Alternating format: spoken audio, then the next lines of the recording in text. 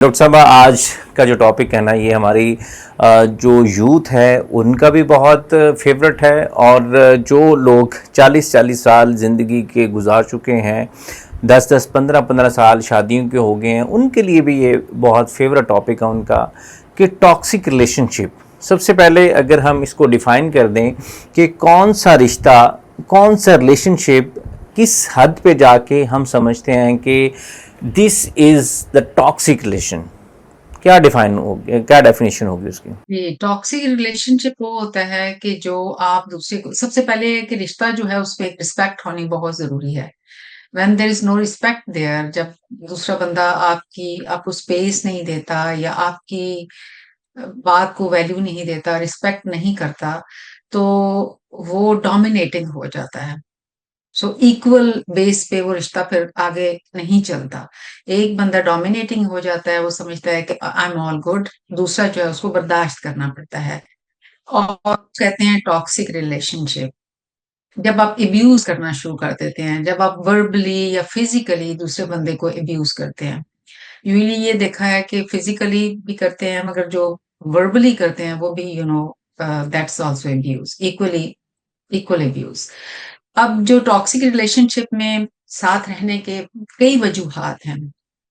सबसे पहले तो मैं ये मेंशन करूंगी कि आप अपने बचपन से, या लड़का या लड़की दोनों में से, वो बचपन से ऐसी चीज देखते आते हैं कि you have to tolerate, you have to compromise. ठीक। तो आपका जो बचपन का, आपके सबकॉन्शियस में एक आपका बन चुका है ना, एक उसकी तस्वीर, उसको आप साथ लेके चलते हैं, राइट। दूसरा, ये यूजली हमारी लड़कियों को ये सिखाया जाता है कि समझौता करना चाहिए। समझौता एब्सोल्युटली करना चाहिए, दोनों को करना चाहिए, because two of them are not they don't have the same personality. They are coming from different, they have different personalities. That's okay. मगर अगर आपकी ज्यादा परसेंटेज, आप यही होता है कि प्री मैरिज आप काउंसलिंग आजकल हम लोग इसको रिकमेंड करते हैं कि आपकी जो ज्यादा वैल्यूज हैं वो आपस में मैच कर रही हैं, तो कोई बात नहीं, जो बाकी चीजें हैं वो आप कंप्रोमाइज करके एक दूसरे को समझ के वक्त के साथ कर लेते हैं। कहा जाता है जी कि बर्दाश्त करें, टॉलरेट करें, चीज़ों को बेहतर करने की कोशिश करें। अच्छा, ये तो एक फैमिली प्रेशर भी होता है, पीयर ग्रुप प्रेशर भी होता है इंसान पे।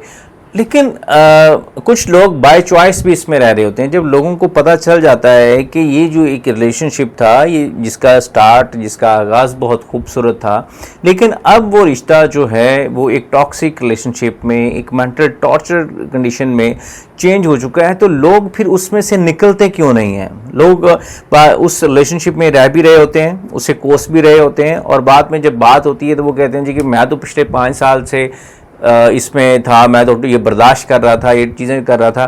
तो लोग क्यों नहीं निकलते जब उनको पता होता है कि ये रिलेशनशिप टॉक्सिक है? देखिए, डिफरेंट रीजंस होते हैं।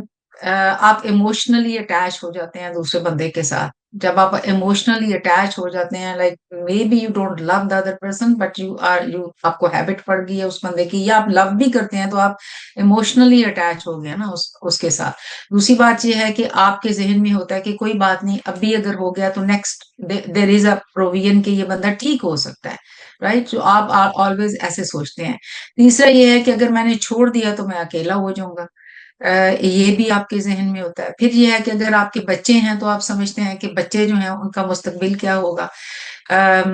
फिर उसके अलावा ये है कि जो ये टॉक्सिक रिलेशनशिप है, इसमें यूजली लोग लड़ते झगड़ते हैं, मारते कुटते हैं एक दूसरे को। उसके बाद फिर वो बंदा आके, जो होता है नार्सिसिस्ट या जो ऐसा बंदा है, वो आके आपको राजी भी करता है।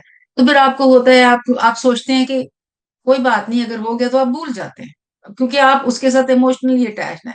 आप कहते हैं कोई बात नहीं, उसने मुझे गिफ्ट ला दिया, उसने फिर मैं मुझे माफी भी मांगी मुझसे। तो ये देर इज, और वो ये नहीं सोचते कि एक लूप चल रही है, राइट। उनको आदत पड़ जाती है कि बेइज्जती करवा के फिर राजी होना, उनकी एक हैबिट बन जाती है, मगर वो फिर कभी एंड नहीं होता।